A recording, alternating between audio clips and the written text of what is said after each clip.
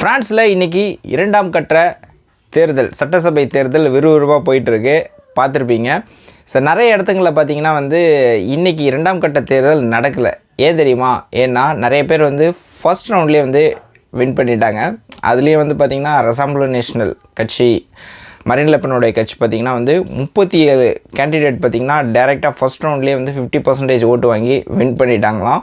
So இவங்க மெலான்ஷோ கட்சி பார்த்திங்கன்னா ஃப்ரண்ட் பாப்புலர், நூவோ ஃப்ரண்ட் பாப்புலர் பார்த்திங்கன்னா 32 சீட்டை அவங்களும் வின் பண்ணியிருக்காங்க ஃபர்ஸ்ட் ரவுண்ட்லேயே. ஆனால் மேக்ரோன் கட்சி பார்த்திங்கன்னா ஒன்லி 2 கேண்டிடேட் மட்டும்தான் ஃபர்ஸ்ட் ரவுண்டில் வின் பண்ணியிருக்காங்க.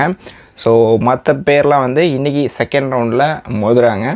ஸோ ரிசல்ட் என்ன வரப்போகுது அப்படின்னு சொல்லிட்டு எனக்கும் ஆர்வமாக இருக்குது. என்ன நடக்குதுன்ட்டு பார்ப்போம். அதே மாதிரி ஃபர்ஸ்ட் ரவுண்டில் பார்த்திங்கன்னா 66.71% ஓட்டு விழுந்திருக்கு.